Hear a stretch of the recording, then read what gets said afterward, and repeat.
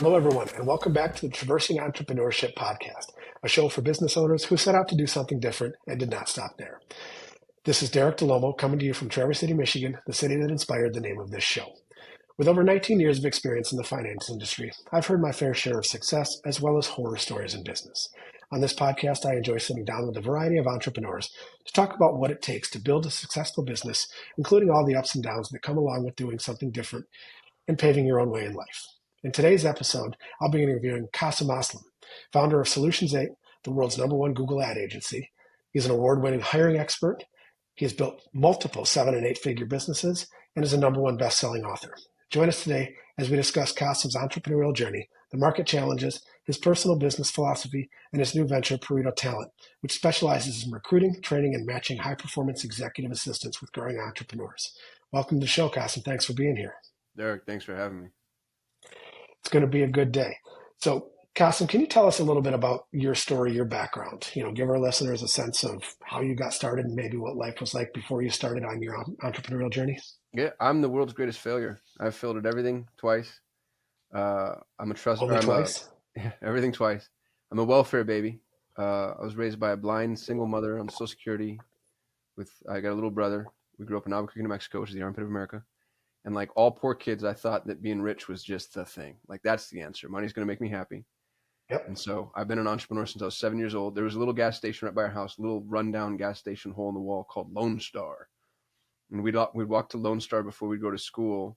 And they had this barrel of candy, and you could buy candy for 10 cents. And I'm old, dude. I'm 40 years old. So this was back when 10 cents wasn't nothing. You wouldn't walk by a dime in the street. And you'd buy candy for 10 cents, and I'd go to school and I'd sell it for a quarter. Because all the free and reduced lunch kids, their parents would send them home or send them to school at a quarter because reduced lunch was a quarter. And I sell this candy for a quarter. And my business ideas have not gotten much better since. You know what I mean? Like it's not. I don't think I've really improved much. But along the way, interestingly, you just stay out on the field long enough, and every dog will have his day. And I did it. I've produced a $250,000 net worth. Money did not make me happy, but it did make me feel safe, and that's something. There's something to that yes. too. So and now I'm trying to figure life out and see what I want to be when I grow up. Aren't we all though? I mean, Yeah. It's like this whole journey from when you're a kid. You do think. I look at my kids now, and it's like they're doing something some way, which is way different than you and I would be like, hey, you need to think about this, this, and this along the way. They're like, no, I wanted to do this, and I did this, and that's it. Like, if you watch that Fubar show on Netflix, that's it, and that's all. That's Arnold's like tagline in that movie. Instead of "I'll be back," it's "That's it, and that's all." But it's like I look at how kids are. You brought up the side about money. It didn't make you happy, but it made you feel safe. And that's, I believe that personally, I just see that it goes a lot with your upbringing, right? So when you were, welfare, blind, single mother, money was not in abundance. It was in short source. And, there's a very different take on it. Let's say somebody like myself, for example, who was raised as the son of a physician.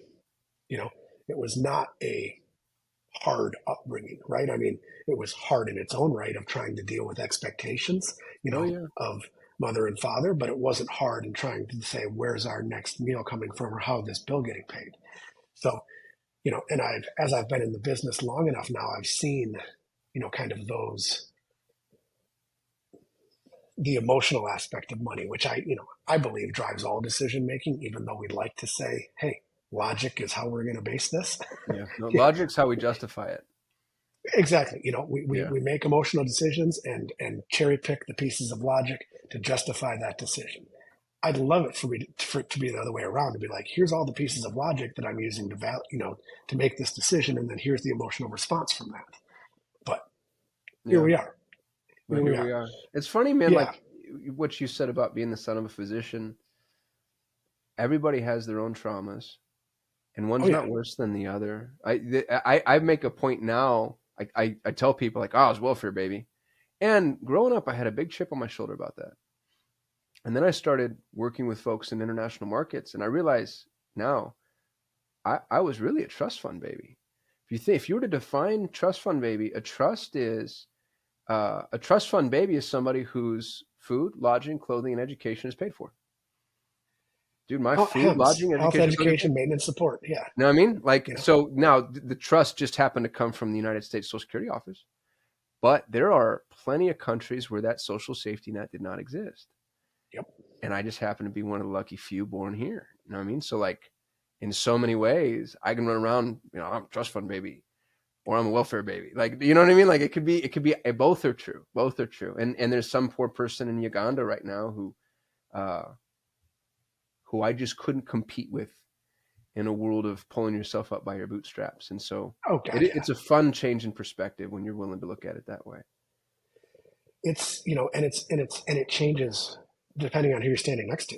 Yeah, It's it like, sure does. Yeah, you know, I mean yeah, that perspective. It's like, us humans, we're a social creature, right? We're right. always looking for either approval or pat on the back from somebody. It's like, but I think all of our, whether we want to call them traumas or experiences growing up, they all define kind of your worldview. And, you know, we're going to have some similarities and crossovers and a lot of differences based on, our experience. You know, Hmm. I personally don't like the word trauma. I just think it has a negative connotation. So I'm like, okay, how Well, can we? everything's traumatic now. It's all it's the safe space crowd that's taken the word trauma and just turned it into something that's a lot like cream for coffee. It's like, do Yeah. you want trauma with that?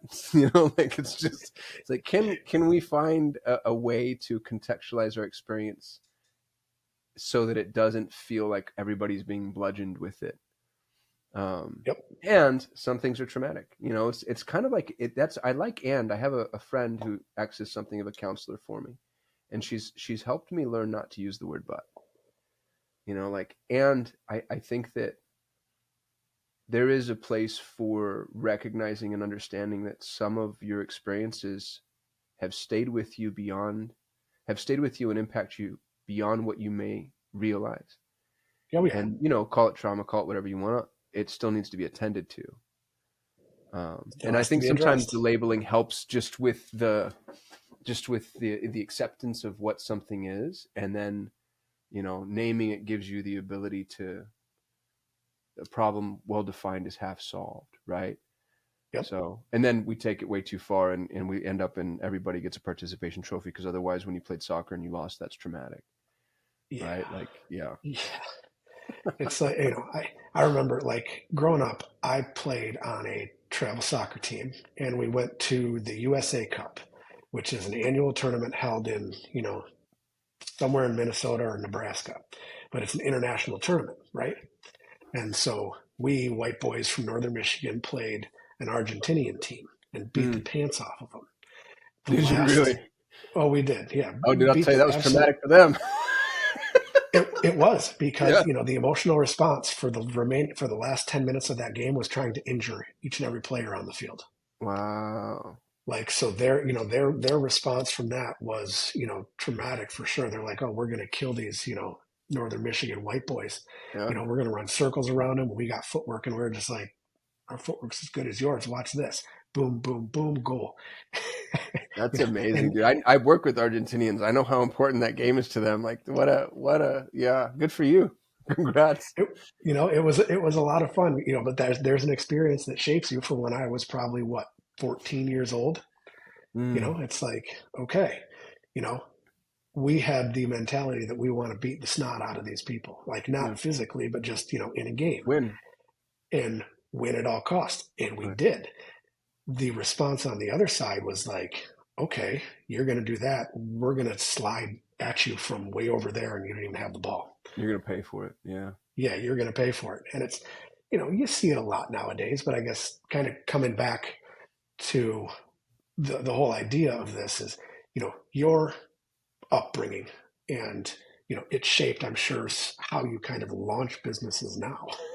So I mean, how does, if you, to put words in your mouth that you already said, how do you contextualize your kind of journey to where you are now? What experiences along the way either helped or hindered your ability to start businesses?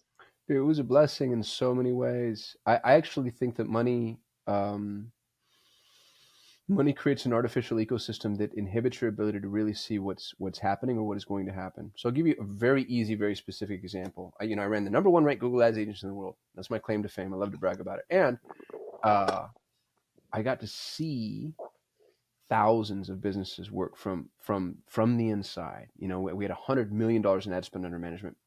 And when you're managing somebody's ads, you see everything. You see the bank accounts, you see what closes, you see what refunds, you see what they're actually selling. And the thing about money, especially when businesses are new or small, is money can buy you out of a lot of problems.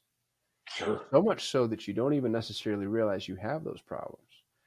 So like, let's just take customer acquisition. I can go to Google right now, and for any business in any industry in any geography in the world, I can buy you customers. Now, the minute, the second a competitor enters the space and is willing to spend more for that customer than you are, the cost goes up, the cost of that traffic goes up, and now you lost that customer. That's not just a problem. That's actually an indication that your business, that you don't own your business. Whoever owns the traffic owns the business. If you're going to Google and your only source is Google or Meta or the newspaper or this referral partner, if your source of traffic, of customers, is a specific source, that bottleneck is an existential crisis waiting to happen, and I've seen it happen over and over and over and over again. I had a client, they were in the SaaS space. They helped a very specific niche. Dude, they were minting money. It was amazing. And then two of their biggest competitors got private equity funds. And within the span of 90 days, I watched a $15 average cost per click go to $150. And these guys basically ended up in a situation where they were forced to sell. They had to sell their business to one of the two competitors because they weren't prepared for a pivot. They had no other customer acquisition source.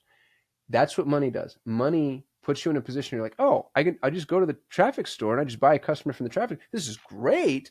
Let me move on into product development, customer service, all these other things.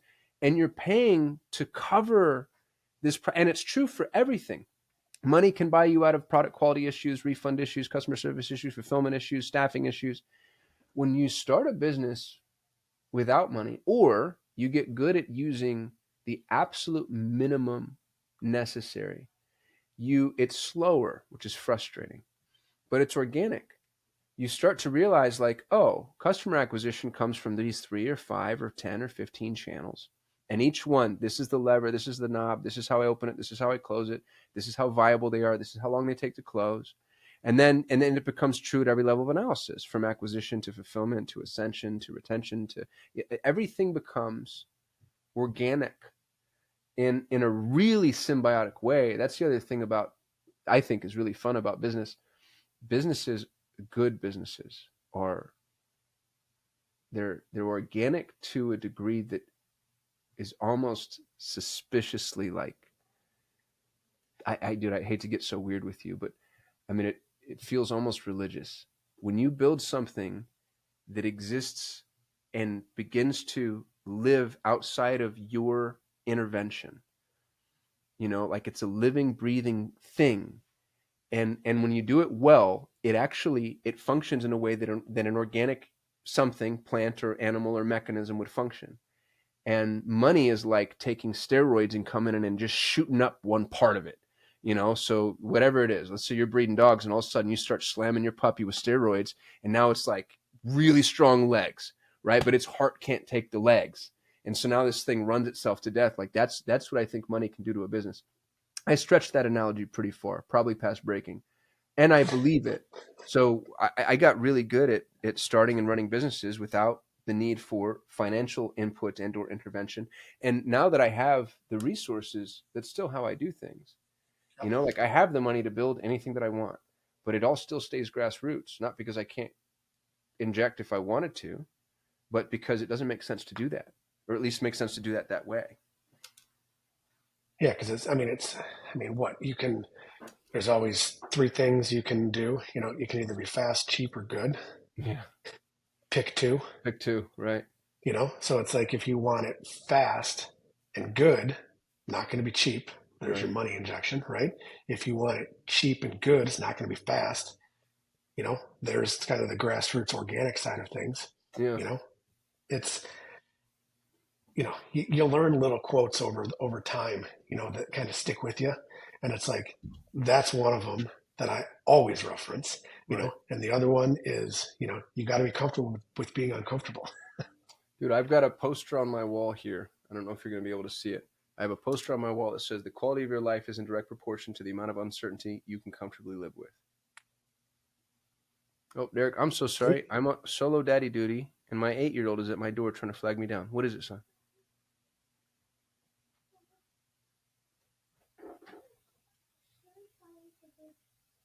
Come here. You got shot in the face with a Nerf gun? Oh, gosh, that looks like that hurts. Okay, when I'm done with this podcast, I'm going to come take care of you. Can you say hi to my friend, Mr. Derek? Hey, buddy, how are you? Good, how are you? Good. What's your name? Ronan. Hi, Ronan. Hi. What Nerf gun shot you in the face? It was this big one that looked like it was from the army, but it was only plastic. Yeah, they still hurt though. Oh, they still hurt. Yeah, their uncle is in the State Department. Was in the Marine Corps, went State Department, and he buys them Nerf guns that are like one standard deviation more impactful than your average Nerf gun. Oh boy, I'm so sorry you got smacked. I'm gonna finish this interview and I'm gonna come take care of you. Okay? Yeah. Can you and Sammy stop playing with the Nerf guns in the meantime? All right, give me hugs. Love you. Okay. Sorry about that, bud. Hope we can head it around it. We can if necessary, or it might be perfect. Because it's that is legitimately one of the pillars of entrepreneurship. Is that you're like, hey, I'm doing this. This is more important over here. Come on in, buddy. Here's what we're doing. It's like, I did a podcast one time with my 3 girls sitting on the other side over here. I've got like a lounge area, chairs and couches. They were sitting there, coloring and doodling. Every now and again, they try to get me attention, to show me something. Yeah. My boys will slide papers under the door. Like you know what I mean? Like we're passing notes back and forth, which I think is really funny. Yeah, it's but that's the quintessential part of it. It's like, look, hey, we're doing this interview, but at the end of the day, here's what's important to us, and it's these people, outside the door, inside the office, whatever it is. Here's why we do these things. Yeah. Yeah. There's some benefit for us to do them now, but the reality is the benefit for them, 10, 20, 30 years from now is much greater than anything that we're going to ever be able to recognize. That's what I love, being home because I can just be there with him. Like I'll be on. Yeah. I did it yesterday. I had a whole day full of calls. My kids are home for summer. I'm divorced, so I'm playing solo dad, and I had a phone call with a business partner that was an internal call, and he was going to be very forgiving, and I knew that because he's a dad too. We're both in front row dads, and so I walked outside, and the whole time I'm on the call, I'm kicking the soccer ball back and forth with my 8-year-old. It was and that's not the best way to be a dad. Like generally speaking, I'd like to be focused, sure, and I'd like to be there with them, and I try to do that too. And with a full day full of calls, it was kind of fun to be like, you know what, on this one, I can go out there and he and I can, we can run shots back and forth, kick the ball, throw the ball, yeah, play 500, play whatever. Yeah, exactly right. Yeah. So what ended up happening with Solutions 8? It's a sad story, man. I sold. I'm glad I sold when I sold. I'm just lucky. I'm playing hot potato, and I let go of the hot potato, and then the music stops. So I sold for an 8-figure sum of money, which is as much as I'm allowed to say according to the asset purchase agreement. Which to me, dude, was I had a number written on a check, taped to my monitor that I looked at every day of my life, and what's crazy is post exit, my net worth hovered just about. It was great representation of how the law of attraction can work. So happy about that accomplishment. Sad because when I sold, the agency world collapsed in the place of paid media. It's not to say paid media agencies don't exist anymore, but they changed dramatically, and 200 clients went to 130. And it got worse. Nobody from my team exists there any longer. I think that the acquiring entities already laid everybody off. They still use the brand. I have some feelings about how that manifested, and I don't think I'm allowed to voice any of them without getting a cease and desist. But I will say to those listening, when you exit, you exit. like you give this thing away, and I put my blood, sweat, and tears in this little company, and my face is still on the website. I still get messages from people giving me feedback about how they're being treated, and I have to come back to them and say, man, I actually don't even have a point of contact over there. If I wanted to raise my hand and say, hey, just FYI, I don't even know who I'd go to. Which is crazy. It's crazy to think. So that's what happened. I cashed the check, and there's a reason they call it selling out. Sold out. You sold and you're out. So you're sold and you're out. Yeah, when I sold, I gave more money, both just in total and as a percentage, than anybody else I know that's ever made an exit, to my employees, to my business partner, to my advisor. I did what I thought was best, and I tried to do right by people, and I made quite a few people very wealthy. And there's still a whole slew of folks that, love to give me advice on what I coulda, woulda, shoulda. And maybe they're right, maybe they're wrong. I'll tell you this, had I kept the business, and this is a lesson too, I would have just been holding the bag when everything collapsed.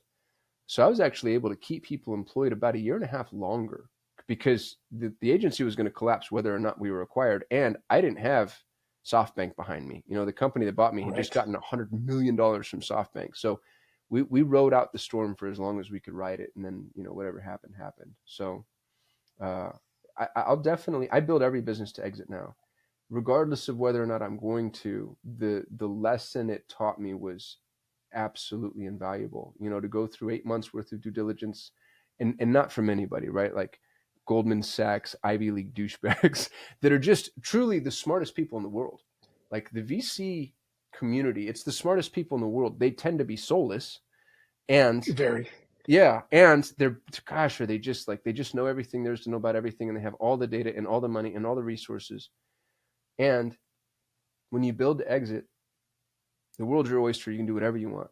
You can stay, you can go, you can be absentee, you can not, you can roll up, you can, but you have the transparency, and you have the systems, and you have the IP, and I don't want to say you're bulletproof, but you're as close as you can get in business. Yeah, I mean, there's no such thing in business, because there's always something that's going to come along that nobody's ever thought of. Right. And right. I mean, just think of AI over the last 5 years. I mean, it's like it was thought of, but I mean, the pace at which this stuff moves is almost mind-boggling. Oh, dude. It's so funny. I just launched a new business this morning that we had the founding members meeting. It's answer engine optimization. It's AEO. And I told my friend Perry Belcher, who's one of the smartest people I've ever known, I said, hey man, I'm going to start an AEO community. And he goes, this was 6 months ago. 6 months ago, he goes, you're 2 years too early. A few days ago, he and I are on the phone, and I was like, oh, we have the first meeting now. He's an equity owner in this company. And he goes, I think we're a few months too late. It was so funny how in 6 months, we've time traveled 2 years and some change.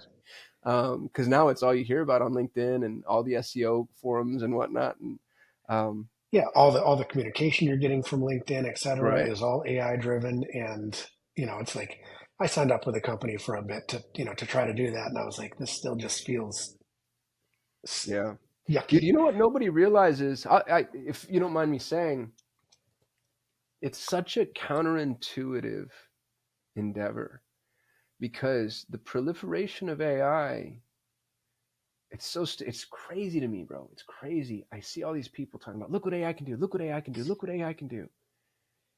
The question is, what can AI not do?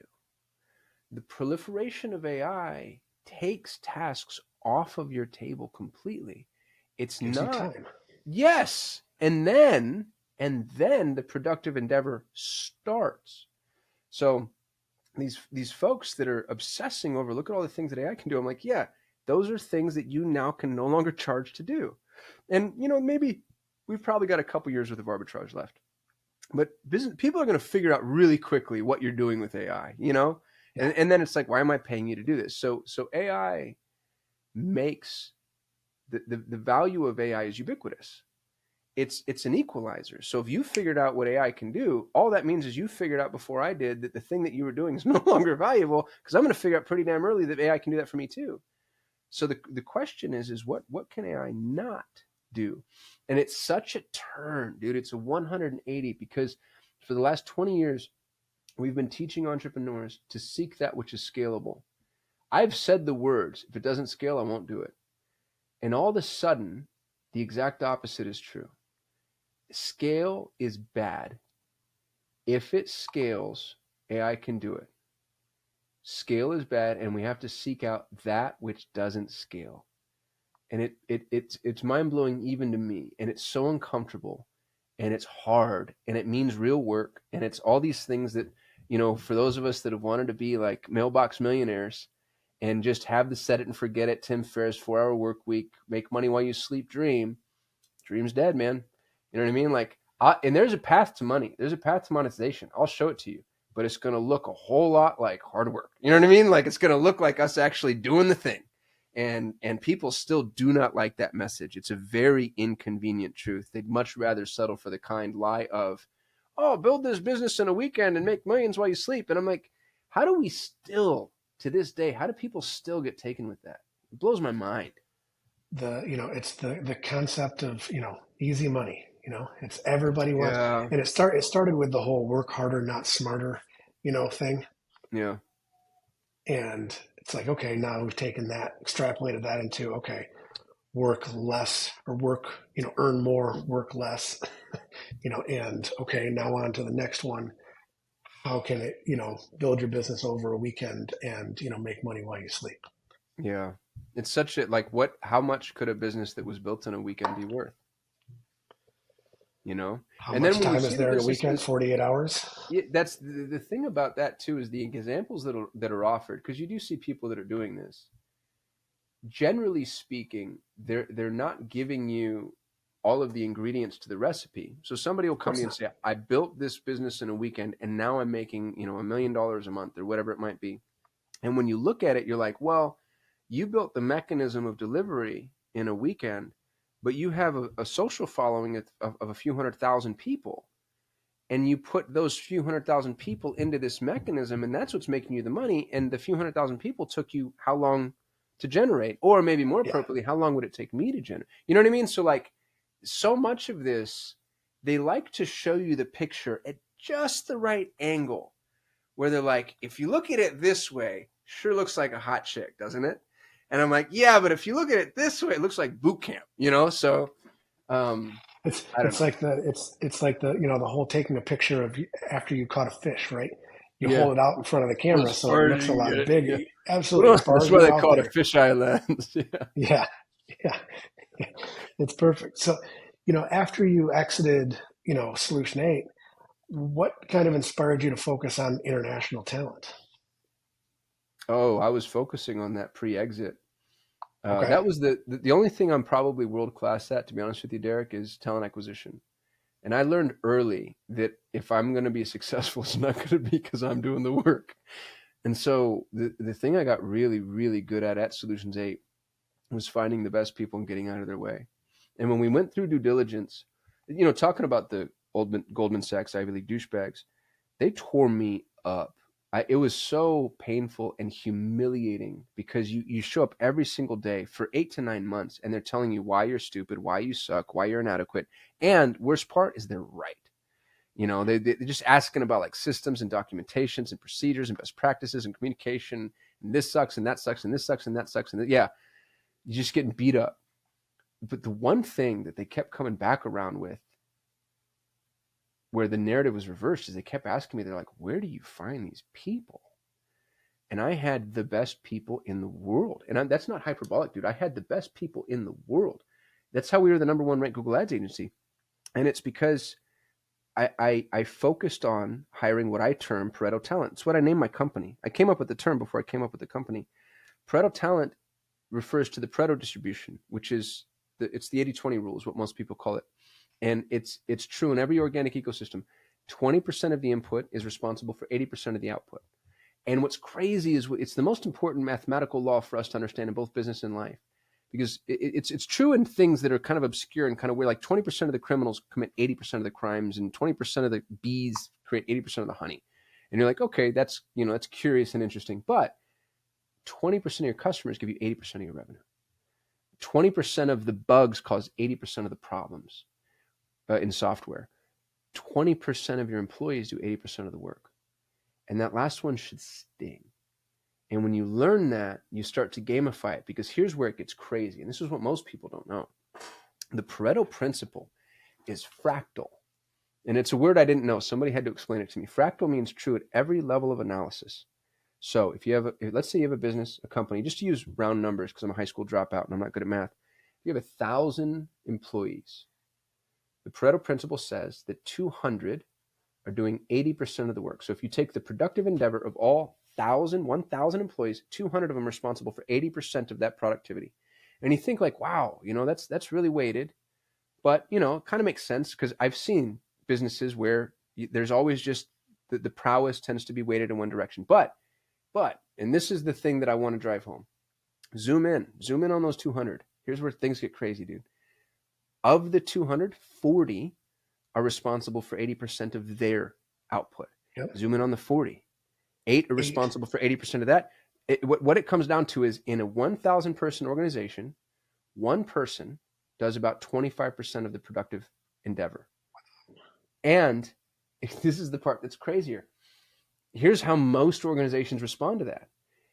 They look at a spreadsheet, they see existential crisis on a spreadsheet because it looks like a key man problem, and they attempt to diversify the risk. In a hierarchical structure where the most valuable assets move to the top of the hierarchy, diversification means flattening the hierarchy. Businesses actually build towards what? You see it in job postings and in management materials all the time. Status quo. Meet the minimum.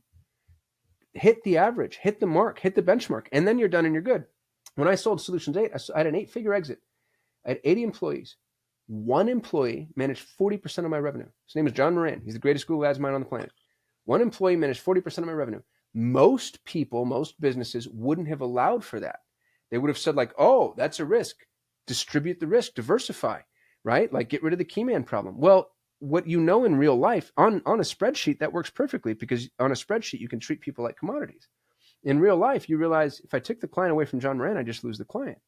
So what you should do, in my humble opinion, is stop fighting the Pareto Principle. Instead, index in that direction.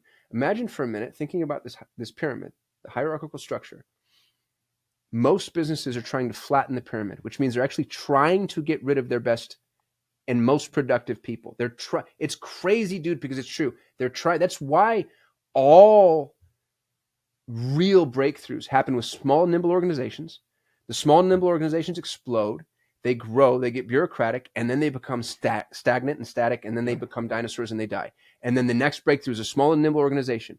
And it's because of the Pareto distribution, because they keep flattening the pyramid.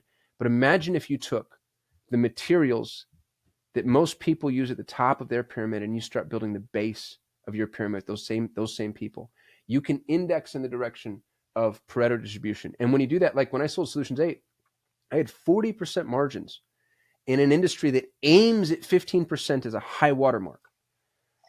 A massively profitable business, massively profitable. And it's because I indexed in the direction of the Pareto distribution.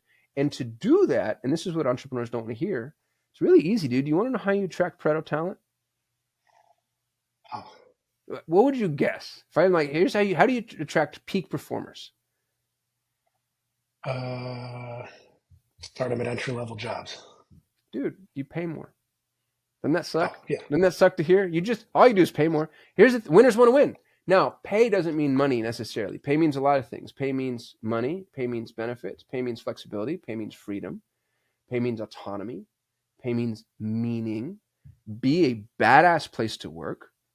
Treat people like adults. Get the mother F out of their way. Give them 10% more than the high water mark. And that's what most entrepreneurs don't want to hear. And when I say that, they actually mishear me. So let's say, again, using napkin math, because I'm a high school dropout. If a role pays $75,000 to $100,000, entrepreneurs are taught to try to pay $74,900 because people are commodities and you need to buy them like commodities. And the cheaper you buy a commodity, the better you're doing, right? They're trying to pay $74,900. What I tell them is if the role pays $75,000 to $100,000, 10% more. When I say 10% more, then they think like 10% more than 75. No, sir. 10% more than 100. Now, to get an entrepreneur to move from paying $74,900 to $110,000, they won't do it. And they'll say to me, because I've done this coaching often, over and over and over again, Oh, we can't afford it. You don't understand our system. You don't understand our model. No, you don't understand math. Because when you pay that 110, you don't get 10% more, 30% more, 50% more.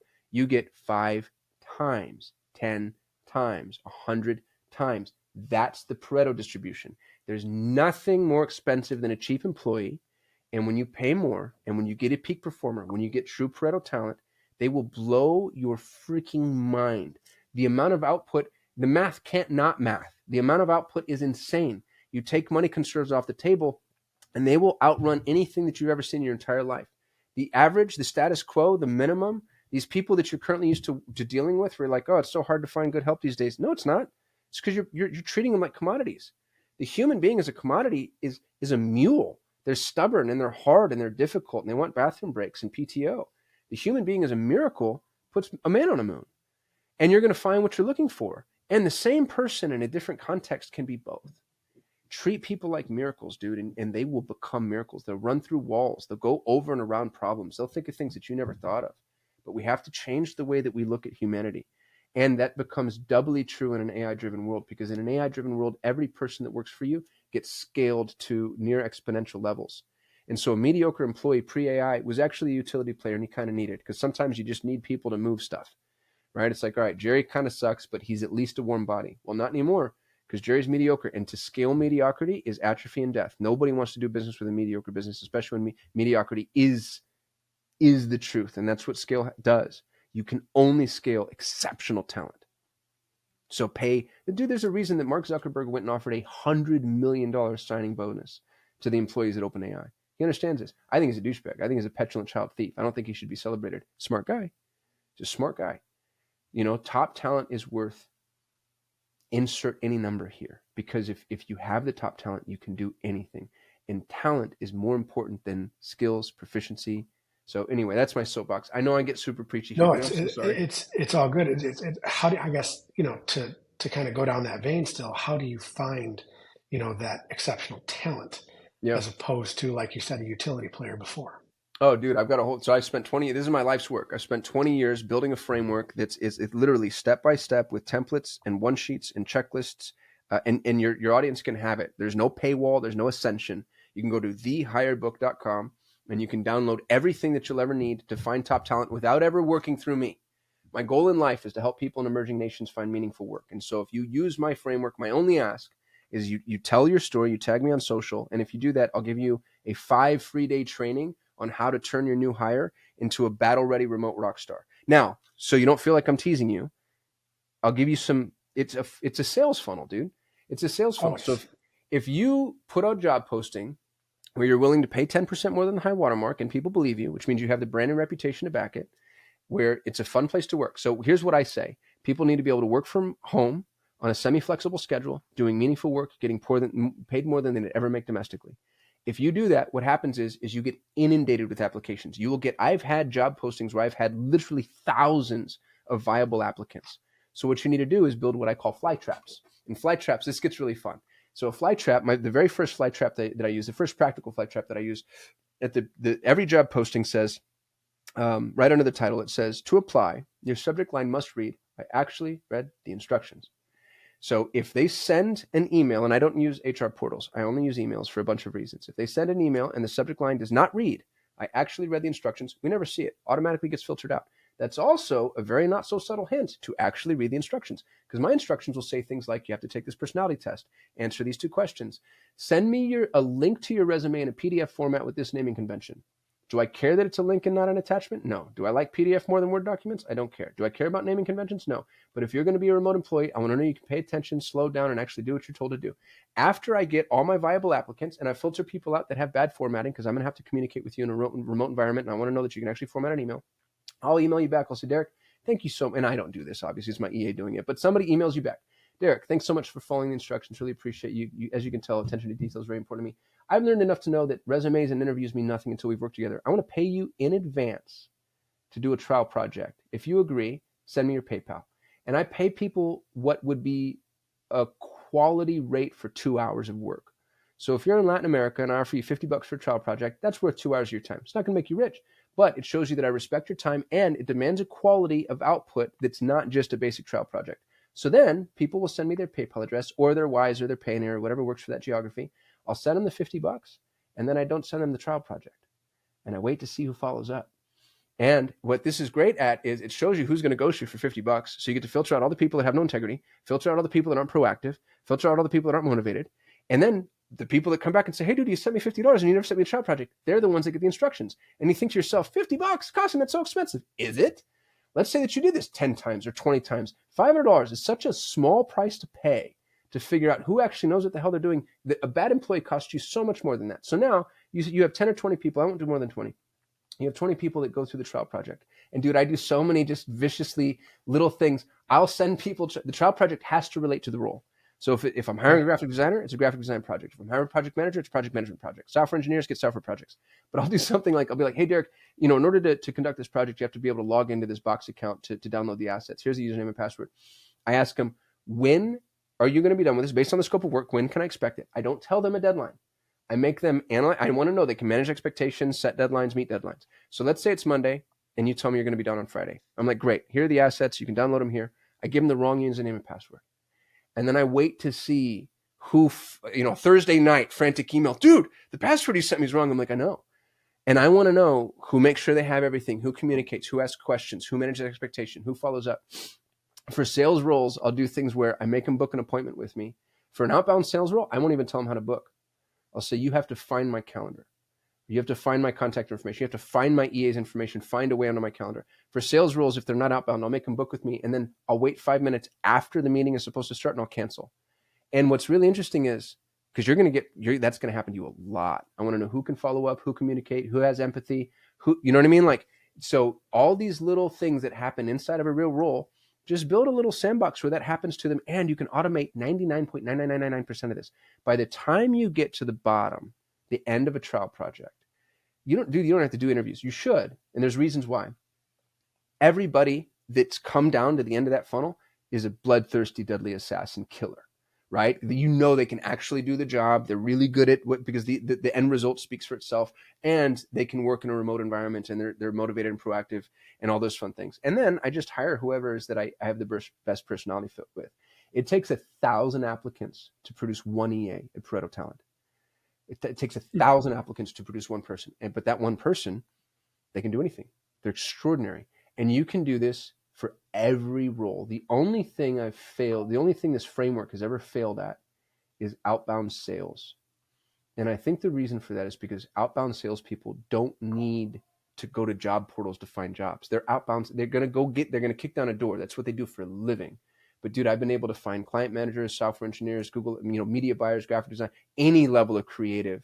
Like, this is the model. And it's not mine. It's 20 years of me stealing from literally everybody. So it's the world's greatest hiring framework. And I just took the time to amalgamate it. I give the book away for free. I give the templates away for free. I give the job posting boards away for free. I give the course away for free.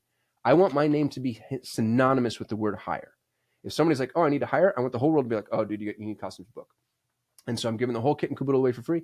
And then for 1% of people who are like, you know what, this is awesome, you're awesome, this feels hard, they can come hire for my agency. But for most people, I'm actually too expensive. I'm one of the most expensive EA agencies in existence. And for most people, it's not worth it. You can get somebody cheaper hiring yourself.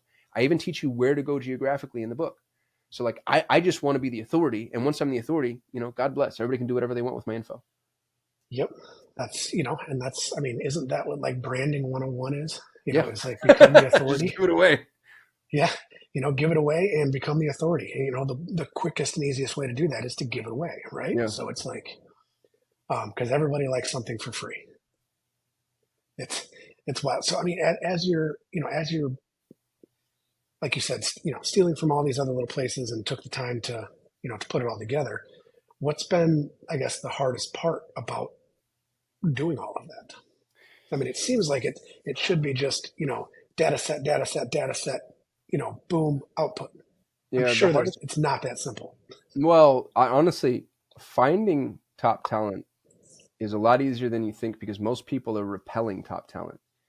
The hardest part is retaining top talent. That's the question everybody asks. How do I retain top talent? And the answer is, you don't. Top talent cannot be retained. top talent wants a growth path. And the minute you're no longer the growth path, you're going to lose that person. And so there's a couple of endeavors that's incumbent upon the entrepreneur to make sure it's true.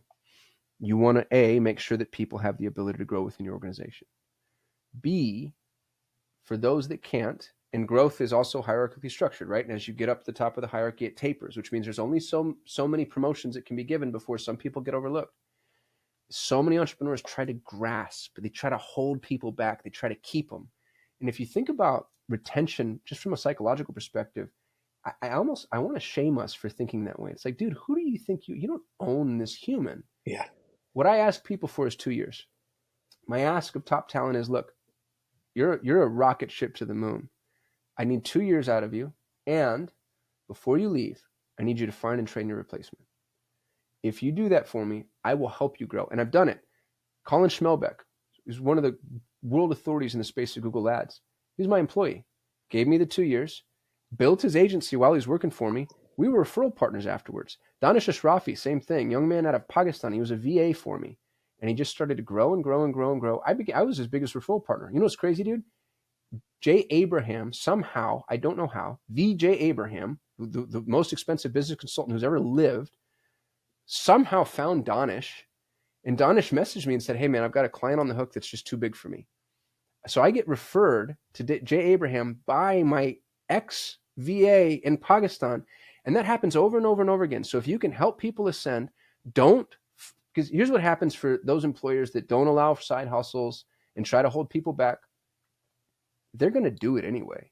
You're asking for a midnight move out. You're asking for them to do it in the dark. You're asking for them to lie to you. And you know what? They should lie to you, because this isn't a slave nation where this is a symbiotic relationship where people are bringing value and being paid for that value. And what they do outside their 9 to 5 is none of your damn business. So let them know I'm here to help. Don't compete with me. Don't steal my clients. Don't do anything nefarious, obviously, right? And dude, whatever you do, I hope I get to help you, because what ends up happening is you help me. And when you do that, top talent rushes to you. When I was at Solutions 8, the reason that we were the number one ranked Google Ads agency in the world is because we had the best specialists on the planet, because they knew they were going to come, they were going to learn, and we were going to help them launch their agency. And you know who they took from us, dude? Nobody. It was I had a bunch of clients, a bunch of inbound leads that I couldn't have serviced anyway.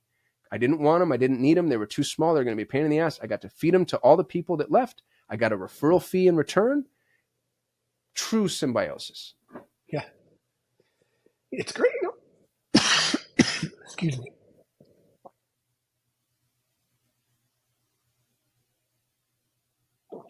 Like I said earlier, been dealing with allergies. I'm so sorry, man. It's like, that's rough. holy cow, man.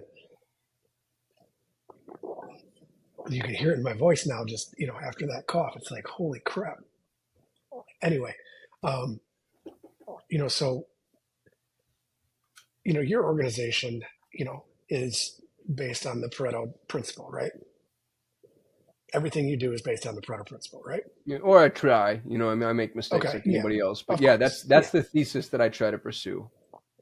So when you build that and you're helping people, treat them like humans and helping them grow and obtain, their own goals and wishes, what does your attrition look like?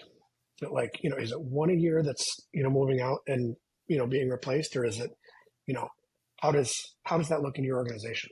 Depends on the org. So Solutions 8 got pretty big for an agency. We ended up at about 80 employees, and then, some freelancers and contractors on the periphery. So we were approaching 100 people, that kind of lived under the umbrella. And what's really interesting, and actually maybe a contradiction of what I just said, it wasn't excessive because people loved it there. And I had a couple folks, Usama Khan is a good example of that. Young man, lives in Toronto, brilliant media buyer, and started making more money freelance than I was paying him salary, but I was costing him more time than his freelance career was costing him. Glenn Wilson's another really good example of this. Glenn's a fun story, dude. He was a cop in Australia. He was on the dog squad for 25 years, retires, looks for like his phase 2, starts running ads for some reason, finds me on YouTube, starts working at Solutions 8, meteoric rise in the organization, ends up leading our strategy team, is one of the best teachers I've ever known in my life. same thing. People, because I put them on my YouTube channel, we start promoting our strategists. People come out of the woodwork saying, hey, can you help me? They end up with like consulting careers and freelance careers that outpace their job. And I would ask them all the time, like, dude, what are you still doing here? You know what I mean? Like, and there's just something about the meaning they felt in the community that we built that they loved so much that they didn't want to leave. Sometimes that got bad. There was a young man, Caden Thompson. Caden's really brilliant. Caden has a great school community for Google Ads, if anybody wants to learn. Caden got stretched too thin. I had to have to come to Jesus because his freelance and his agency got so big that, he had a hard time managing both. So it's not all sunshine and rainbows, dude. You know what I mean? Like that happens. And you have the tough combo and you're like, dude, I either need you to do it or not do it. But you're obviously, and he was really receptive and I he did the right thing and I appreciate him. And I hope he doesn't take umbrage with the way that at least that was my experience. But losing people is not the risk if you know it's coming, especially because you have a pipeline for new top talent. And to be honest with you, and this is the other thing that happens with top talent, there's a leverageability to top talent that's higher when they're newer. And as they enter a role and they get comfortable and they get good, they kind of slow down and they rest on their laurels. And so I don't mind when those people phase out, because then I get to go get that hungry, you know what I mean? Like that kid. I want that kid, that young man or woman that just cannot wait to like prove themselves. And I take my best person and I have them train that person, and the best person phases out and they've ascended in my organization, and I always align an interest and I pay people really, really well. So I get like, I get the equivalent of a 6-figure salary wiped off of the slate, and I get to add you know what I mean? Like, and then this person, and I show people, dude, I can't tell you, I have so many employees. Pareto Talent, this is a fun story. I'm all over the place. Pareto Talent I own 50% of that company. The other 50% is owned by a young man named Ivan Bunin. Ivan was my EA. He was a kid in Poland. I hired him when he was 20 years old. I paid him $1,200 a month, and he was the best, most adept problem solver I've ever had in my entire life. He went from my EA to the tech lead at Solutions 8 to the CTO to managing the entire exit. Post-exit, he and we became business partners. He's one of my best friends. I can't tell you how many times I've partnered with, done equity deals with, done referral arrangements with former employees. And I show inbound employees that all the time. I'm like, look what I did. Look what this person did. I have made Ivan a millionaire. And that's an unfair thing to say, right? Ivan made himself a millionaire. But the opportunities that I brought to the table and the relationship that he and I were able to build together, I think I did it a lot faster than he'd have done by himself as, a Ukrainian national, not exposed to the same level of opportunities just because he lost the geographic lottery and I won it. So I think showing talent like this is what's possible, this is what's on the horizon, that can really greatly inhibit the atrophy. So on the complete other side, you said you failed at everything twice. All of it.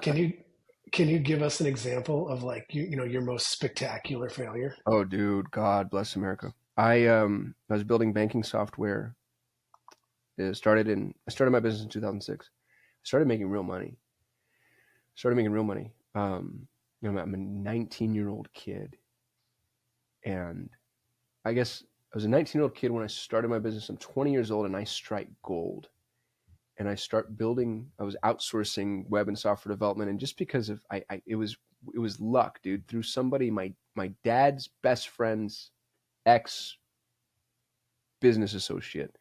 I'm having a conversation at dinner and they have a problem with multifunction printers. And they can't bridge the gap between the old driver software, the multifunction printer, and the new mortgage printing software. And I'm a 20-year-old kid, and I'm like, oh, I know how to do that. I did not know how to do that. I'm like, I know how to do that.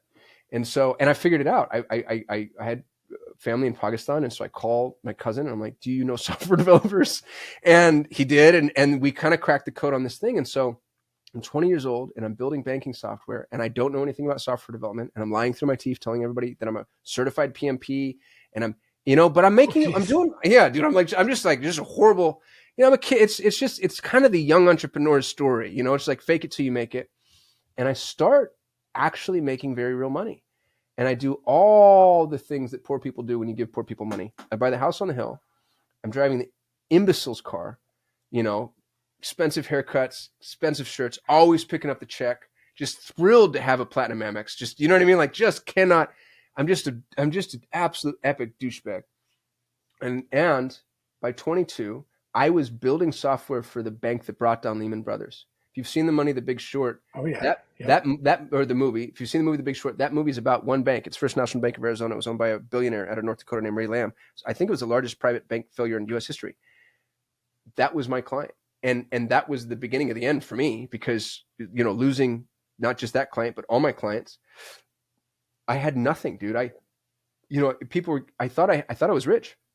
And I learned really quickly that wasn't my money. That's not my car. That's the bank's car. That's not my house. That's the bank's house. And the way that I treated money and the way that I just comported myself, all foreclosure, repossession, multi six figures in debt, I ended up living in an apartment building that I could only afford because they were giving 3 months free if you signed an 18-month lease. I borrowed the $150 that I needed for the application. And dude, I was destitute. I remember the lowest point in my life. I went to I'm a high school dropout. I have no education, no experience, no skills. And I don't know if you remember '08, dude, but it was Oh yeah. nobody's hiring. No, I went to Target and I applied to be a dock worker. The job was you wake up at 4 o'clock, or you get there at 4 o'clock in the morning and you unload the trucks. And I was unqualified. I wasn't qualified enough to unload trucks at Target. And I'm sitting in a bathtub of gasoline lighting matches. Like, I'm so depressed and I have nothing. I'm going to Costco on an expired Costco card, and I'm, the little lunch ladies that hand out the free food. That dude, Yeah. I swear to God, that's how I was eating. Like, I was, and I'd make the rounds a couple of times, and you get some eyebrows raised, and you're trying to stuff yourself full of as much of the little chimichurri thing they're giving you. It was bad, dude. It was so depressing. And it was also one of the best things that ever happened in my entire life. I started trolling Craigslist for like random freelance web work because I can computer pretty good. You know what I mean? Like, I can kind of like hack through HTML and fix the broken link on your website. And that led to me pretending to be a web guru, which led to SEO, which kind of led to marketing, which led to agency, which led to Solutions 8. And so this broken road it taught me, the most important thing it taught me was that money's a tool. And dude, I drive a 40-year-old Honda. I'm a decamillionaire. I live in a home that's 2 standard deviations beneath my current tax bracket. Like, I am tight, and I do fun. I brought my kids to Costa Rica, took them to London. I'll spend money on the things that I think are important. Experiences. Absolutely. Dude, I got some buddies, they got the beach house and they got the Ferrari and the Lambo and the whatever. And I'm just like, I played that game. I lost that game. I'm never doing it again.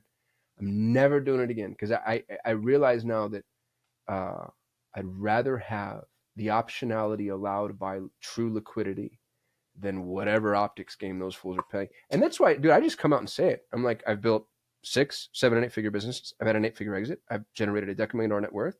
And that turns a lot of people off. They're like, hey, man, how about you stop throwing your tax returns in our face? But that's what you're doing when you go Airbnb a San Diego beach house and Turo a Ferrari, and then take your little TikTok reel, just that stuff just casually behind you. It's the same shit, right? Like, I'm like, here's my actual end result. And it cuts both ways.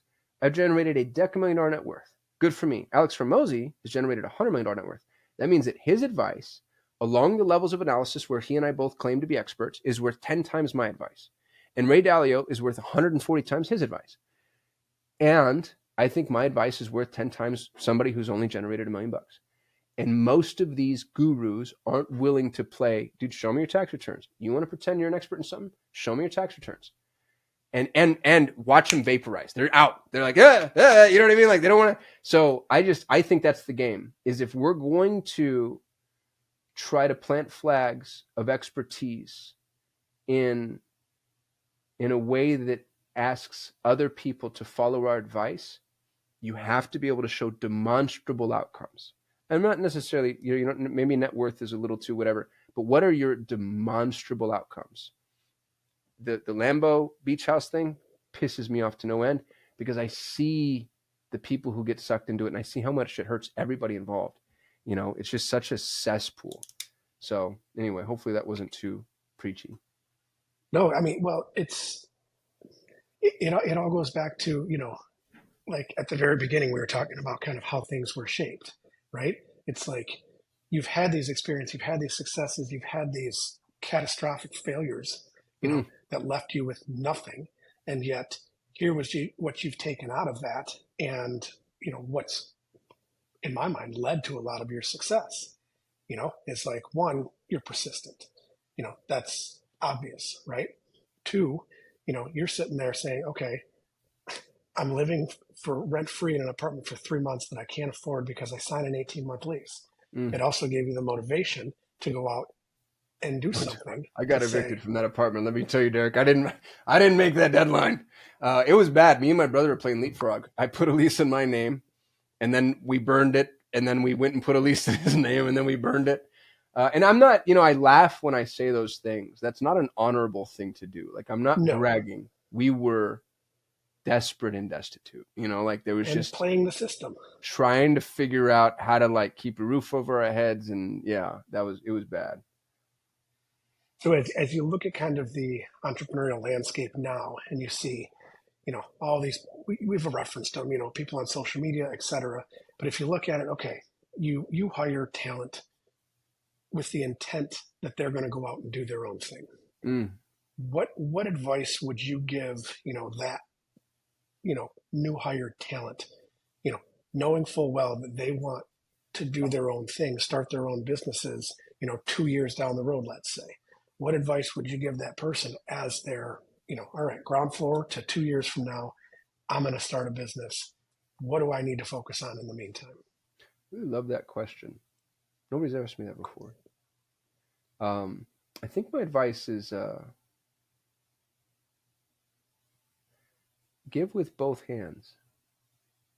Here's what happens to that talent more often than not. As a matter of fact, I bet you it happens with me and I don't even know it. They're so hardworking and they're so motivated and they're so excited and they're so passionate and they pour themselves into this organization and they don't feel like they got what they put in out.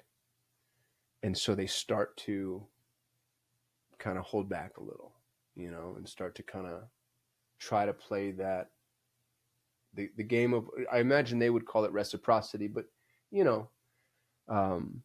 and I think that actually hurts them. I think that especially when you're new and you're young, give and give and give and give first, give last, give more, without the expectation of receiving from that particular event. It's not a teeter-totter, it's not this equals that.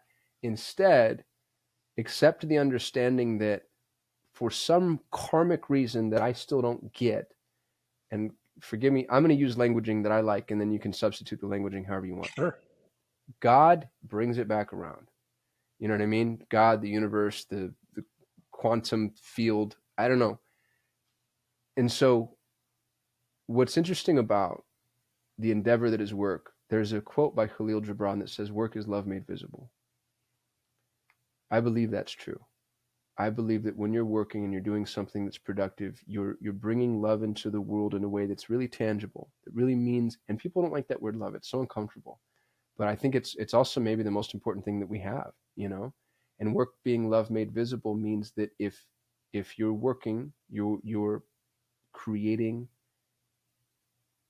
the most important currency that exists to and for humanity. And when you start to feel like you're underappreciated or you're not receiving back what you should be receiving, I think that's a good signal to leave, to do something else, to grow, to make a departure, to start your own thing, to find a new job. But don't stop. Don't let yourself get jaded. Don't let yourself slow down. Don't let yourself stop being the person that glows, that shines, that grows, that gives, that's big. Just know, oh, I'm in a container that's too small. And a lot of people size themselves to that container. They size themselves to the container that allows for whatever degree of reciprocity they think is appropriate. And I'd rather see them do the opposite. I'd rather see them just, outgive and outshine and outgrow.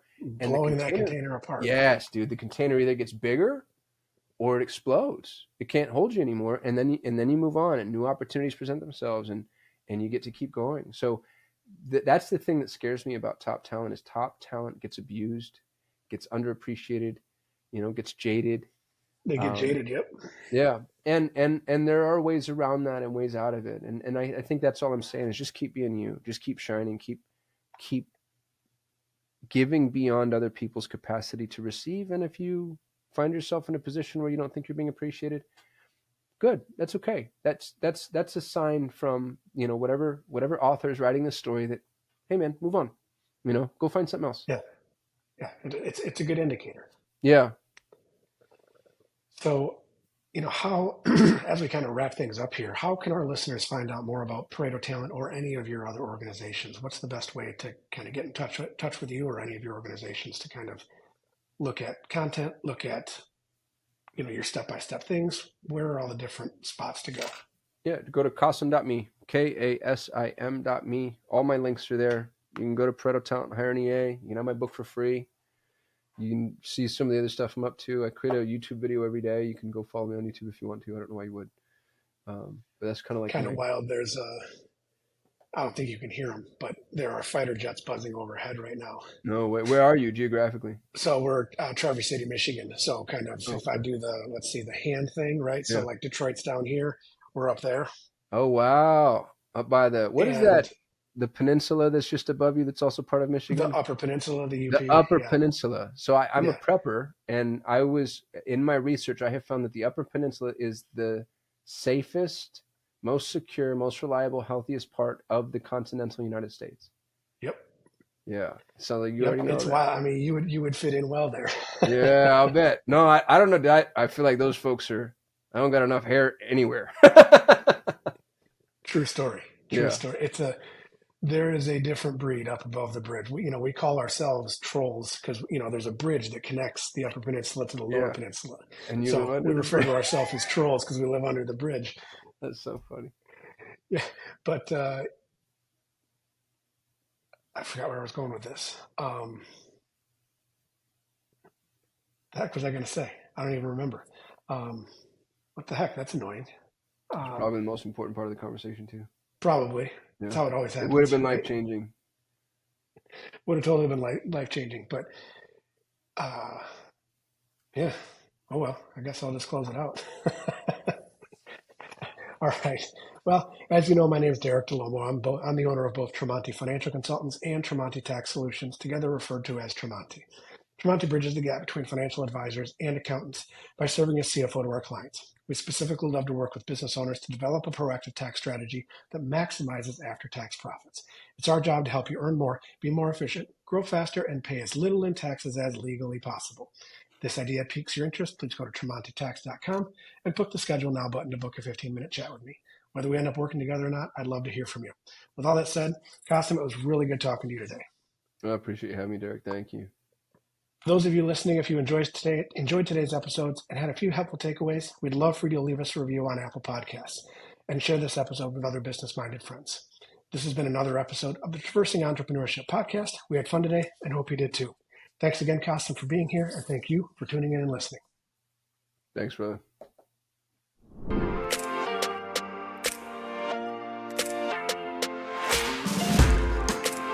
This podcast is presented by Tremonti Financial Consultants, LLC. The firm is registered as an investment advisor and only transacts business in states where it is properly registered or is excluded or exempted from registration requirements. Registration as an investment advisor does not constitute an endorsement of the firm by securities regulators, nor does it indicate that the advisor has attained a particular level of skill or ability. The information presented is believed to be current. It should not be viewed as personalized investment advice. All expressions of opinion reflect the judgment of the presenter on the date of the podcast and are subject to change. You should consult with a professional advisor before implementing any of the strategies discussed. Content should not be viewed as an offer to buy or sell any of the securities mentioned or as legal or tax advice. Always consult an attorney or tax professional regarding your specific legal or tax situation. Different types of investments involve higher and lower levels of risk. There is no guarantee that a specific investment or strategy will be suitable or profitable for an investor's portfolio. There are no assurances that a portfolio will match or exceed any particular benchmark. All investment strategies can result in profit or loss.